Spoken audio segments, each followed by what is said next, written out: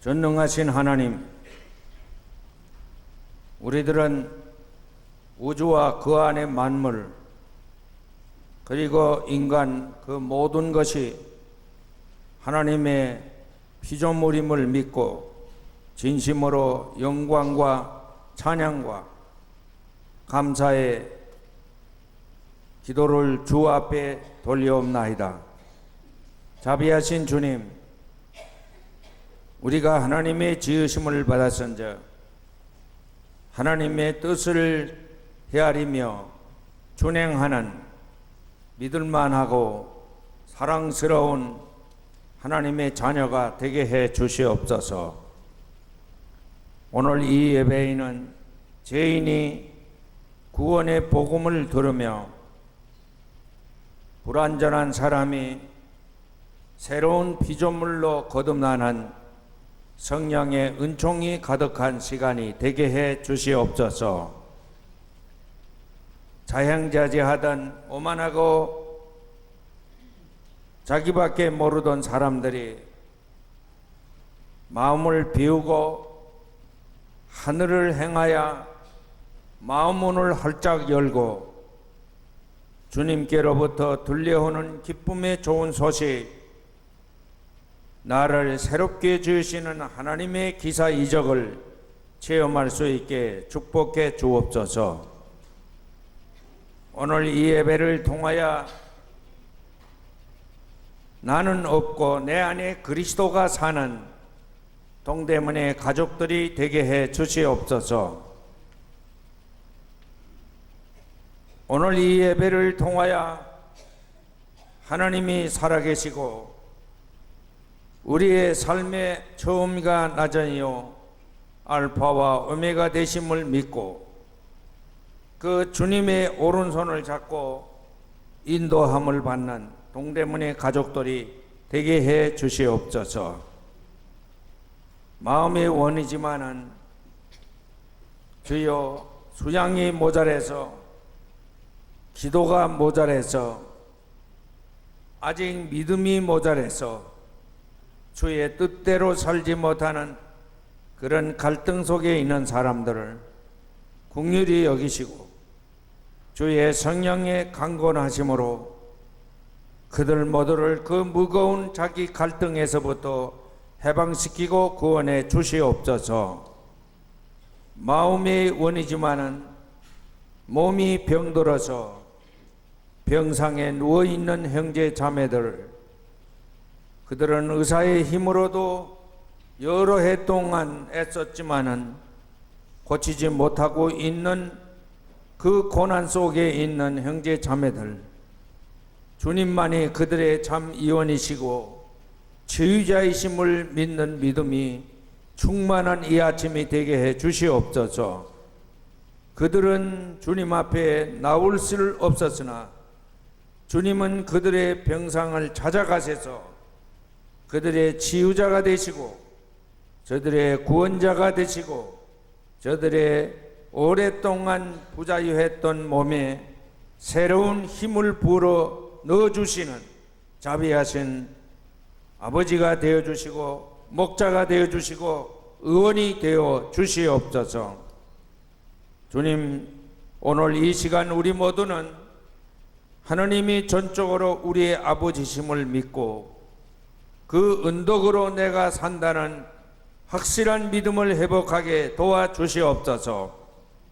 그래서 이 예배는 하나님의 은혜를 찬양하는 예배가 되게 하옵시고 모든 사람의 몸에서 그리스도의 향기로 주님을 기쁘시게 하는 산제사, 향내내는 산제사가 되게 해 주시옵소서. 그리고 우리 모두 이 세상 한복판에서도 하나님의 살아계심을 증거하는 그리스도의 편지 되게 하시고 모든 불완전한 사람들과 죄인들에게 구원의 소식을 전하는 그리스도의 편지로 살아가게 도와주시옵소서. 이것은 이 휴전선을 넘어서서 저 완악한 사람들, 저 먹거리 때문에 삶의 희망을 잃어버리고 기운을 차리지 못하고 있는 그들에게도 이 소식이 전해지도록 그 편지 역할을 하는 동대문의 가족들이 되게 해 주시옵소서. 애를 썼으나 부지런하게 정직하게 살아갔으나 오늘도 생활고에 시달리는 사람들에게 주여 가난한 자에게 복음을 전하는 주님의 은혜와 진리가 그들에게도 넘쳐나고 넘쳐나게 축복해 주옵소서. 그래서 이 예배는 탄식 소리가 아니고 감사하며 기뻐하며 춤을 추는 사람들의 예배가 되게 해 주시기를 예수님의 이름으로 기도합니다. 아멘.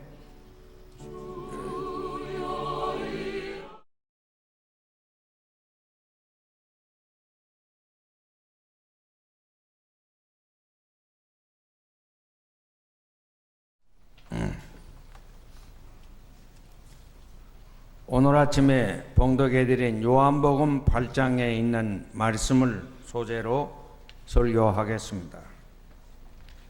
어떤 여인이 좋지 않는 일을 저지르다가 사람들의 눈에 붙잡혔습니다.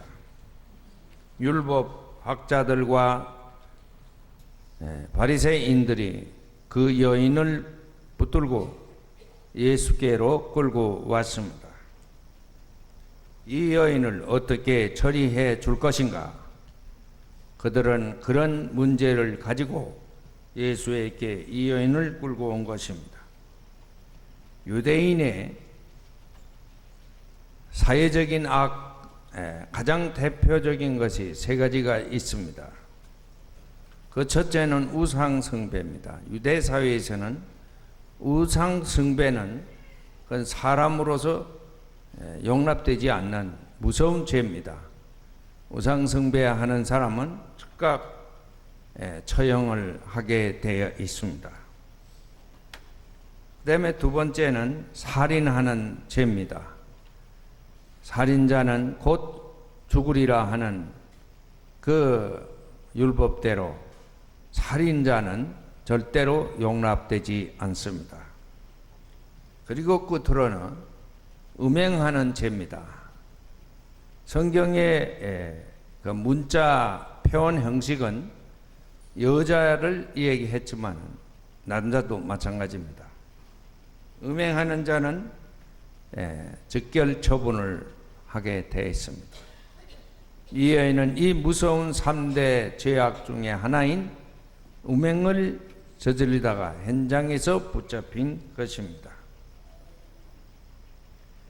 이들이 이 여인을 예수께로 데려온 것은 모세 율법에는 이런 여인을 돌로 쳐서 죽이라고 했는데 선생님은 어떻게 하기를 원하십니까?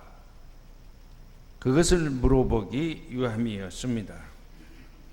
만일 예수님이 모세 율법대로 사형에 처하라 그런 말씀을 그런 해답을 주신다면 당신이 모세와 다를 게 뭐가 있어? 그러므로 당신은 모세의 법을 어겼으므로 모세와 당신은 다를 게 하나도 없는데 모세를 완성하려고 왔으니 그건 모세를 모독한 죄입니다. 거기에 걸릴 것이고 또 예수님이 늘 말씀하시던 대로 설교하던 대로 용서해 주어라 그런다면 유대인의 그 율법, 모세의 율법을 거스리는 것이니 실정법을 거스렸으니 거기에 대한 형벌을 면치 못하게 되는 것입니다. 이런 문제에 대해서 예수님이 어떻게 대답했느냐, 이것이 제 설교의 주요 관심사입니다. 첫째는 요한복음 8장 7절에 이런 말씀이 기록되어 있습니다. 이렇게 이 여인을 어떻게 처리하면 좋겠습니까? 묻는 율법 학자들 그리고 바리새파 사람들에게 예수께서 하신 말씀입니다. 너희 가운데에서 죄가 없는 사람이 먼저 이 여자에게 돌을 던져라. 너희 가운데에서 죄가 없는 사람이 먼저 이 여자에게 돌을 던져라. 성서가 우리에게 증언하는 그 핵심 교훈은, 사람은, 이 세상에는 의로운 사람은 아무도 없다 하는 것입니다.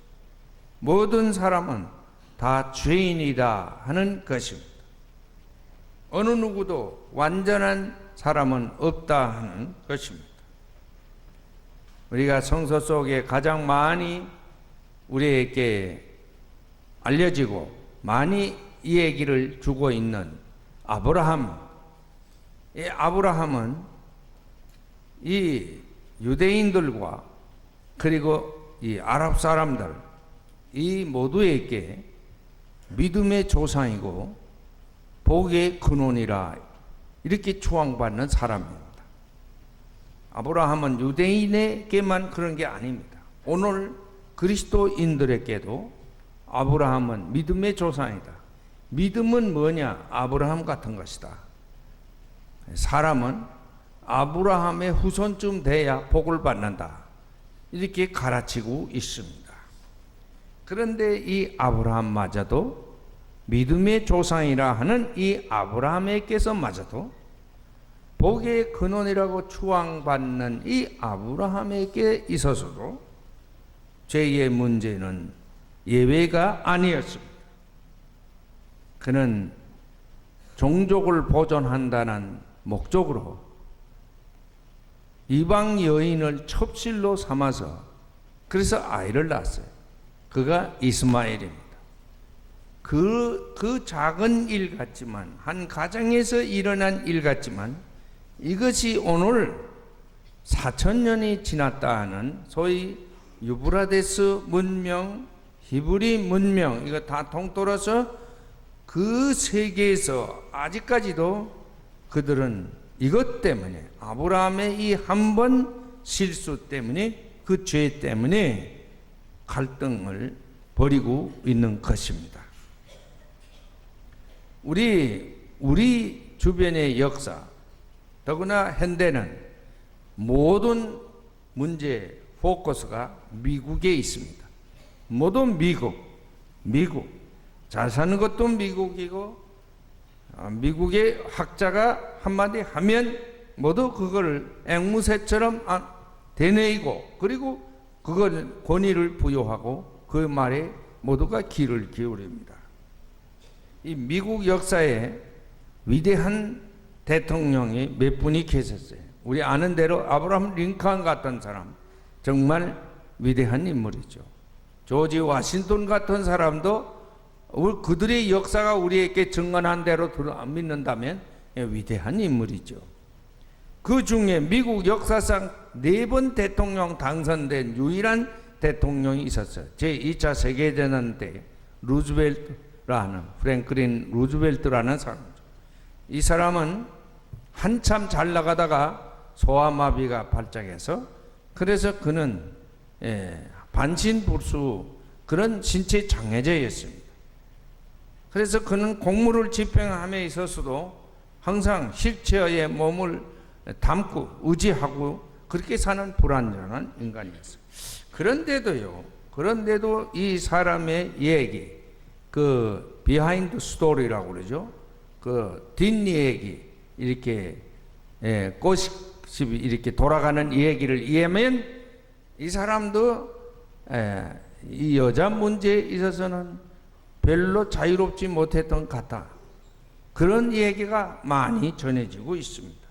자기 몸 하나도 제대로 관리하기가 매우 어려운데 거기다가 그 무거운 중책을 지고 대통령 일을 보는데 어떻게 그런 여력이 또 있었는지는 모르지만은 하여튼 그 사람의 그 꼬집 가운데 그런, 역시 그 사람도 별 수 없이 죄인인 것입니다. 우리 공자님이 그런 말씀 했죠. 당신도 한 70쯤 지나니까 비로소 자유로운 사람이 되더라. 돈, 이성, 권력, 명예 이런 것으로부터 더 이상의 욕심을 내지 않고 그런 것을 초연해 살 수 있더라 그랬습니다. 이런 것들이 다 우리에게 주는 교훈은 모든 사람은 다 불완전하고 죄의 유혹을 이기기 매우 힘들다 하는 것을 말해 줍니다. 요한복음 8장 9절에 당신들 가운데 죄 없는 사람이 먼저 이 여자에게 돌을 던지시오. 예수님이 그렇게 말하니까 그 얘기를 들은 무리들 가운데 이상한 현상이 일어났어요. 이 말씀을 들은 사람들은 나이가 많은 이로부터 시작하여 하나하나 돌아가고 마침내 예수만 남았다. 그렇게 성서는 증언하고 있습니다. 우리나라에 서양을 닮아가지고 청문회 제도라는 게 생겼어요. 국회.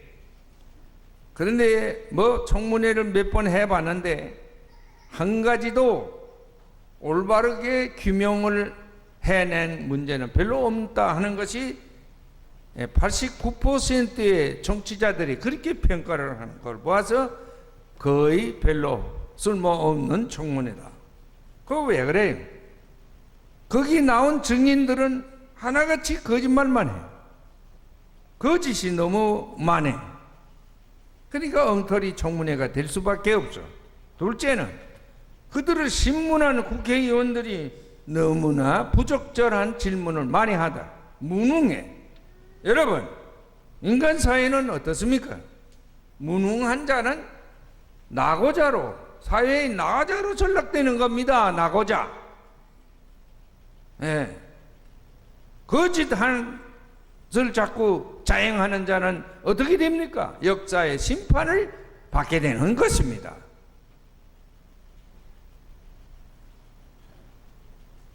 그런데 이 율법학자들은, 바리새 사람들은, 우리는 입만 벌리면 율법학자를 저주하고 지탄하고, 그런데 이 율법학자들, 이 바리새 사람들은 양심의 가책을 받고 돌을 던지지 않았습니다. 그 현장에서 슬그머니 사라져 버렸습니다. 그래서 예수님이 말씀했어요. 너희의 의로움이 바리새파 사람들과 율법학자들보다 그들의 의로움보다 낫지 아니하면 하나님의 자녀가 될 수 없다. 동대문교회 성도 여러분, 나는 율법학자들과 바리새파 사람들에 비해서 나의 양심은 어느 수준에 있는가? 이 시간 스스로에게 물어보고 대답을 찾아가는 시간 되기를 바랍니다. 양심의 가책을 받는다? 본심으로 돌아간다는 뜻이죠. 본래 인간의 마음으로 돌아간다는 뜻이죠. 오염된 인간이 아니고 상처난 인간의 마음이 아니고 들쑤세짐을 당한 그런 인간의 마음이 아니라 본래 지음을 받은 인간의 마음, 본심으로 돌아가는 것. 자기 잘못을 인정하는 것. 메리 에리엇이라는 영국의 작가는 말했어요. 양심의 가책을 받는다는 것은 새 생명의 시작을 뜻한다. 할렐루야. 동대문교회 성도 여러분, 여러분의 양심의 수준에 따라 여러분의 인생이 새로운 출발을 시작하는 것입니다. 인간은 죄인입니다. 죄인이 사는 길은 먼저 자신의 양심을 회복하는 겁니다. 양심을 회복하지 못하면 죄인이 살 길은 보이지 않습니다. 구원의 길에 들어설 수가 없는 것입니다. 이 점을 늘 깊이 생각하고 우리 모두의 양심이 본래의 마음으로 자기 잘못을 인정하는 마음으로 새로운 삶의 시작을 결단한 만큼 그런 수준의 마음으로 변화되고 새로 지음을 받게 되기를 바랍니다. 끝으로 요한복음 8장 11절에 있는 말씀입니다. 모든 사람이 다 떠나가니까 그때서 예수님이 나서서 그 여인에게 말씀합니다. 나도 너를 정죄하지 않는다. 예수님이 말씀합니다. 나도 너를 정죄하지 않는다. 가서 이제부터는 다시 죄를 짓지 말아라. 사제의 복음을 들려준 것입니다. 나도 너를 정죄하지 않는다. 우리 모두 이 주님의 음성을 듣고 이 자리를 일어날 때에는 희망과 용기를 갖고 새로운 인생을 시작하게 되기를 바랍니다.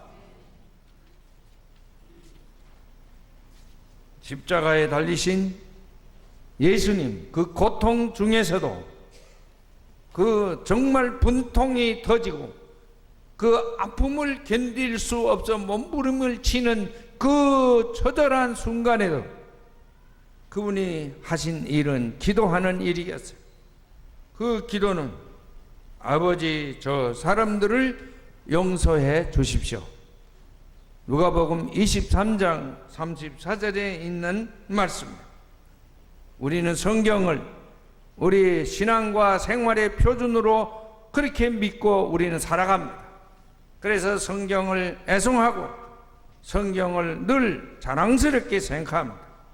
부끄럽게 생각하는 사람 별로 없어요. 그런 사람은 아직 믿음이 없는 사람, 그런 사람은 썩어 없어질 그런 체면에 못 이겨서 성경 들고 다니는 걸 부끄럽게 여깁니다. 그러나 진정한 크리스찬은 성서를 자랑스럽게 생각합니다. 성경 읽는다는 사실을, 그리고 성경 이 얘기를 한다는 사실을, 그리고 성경을 자기가 가지고 있다는 사실을 무엇보다도 자랑스럽게 생각하는 것입니다. 동대문교회 성도 여러분, 모두 그런 사람 되기를 주님의 이름으로 축원합니다. 이 성서는 무슨 책인가? 한마디로 하나님의 용서의 사랑을 이야기하는 책입니다.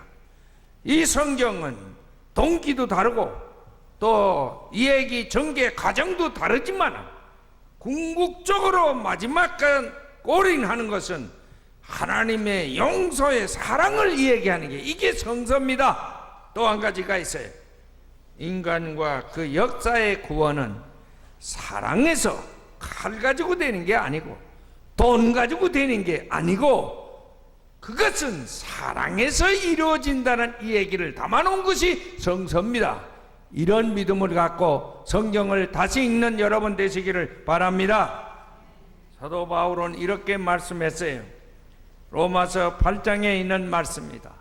하나님께서 우리를 의롭게 하여 주시는데, 하나님께서 우리를 의롭게 하여 주시는데 누가 감히 우리를 정죄할 수 있겠느냐? 할렐루야. 그리스도 예수는 죽으셨을 뿐만 아니라 저 십자가에 그 예수의 죽음을 말합니다. 오히려 다시 살아나셔서 하나님의 오른편에 계시며 우리를 위하여 대신 간구하고 계십니다. 믿으시기를 바랍니다. 부활. 여러분, 저 십자가는 우리를 구원하기 위하여 죽으신 하나님의 자리입니다.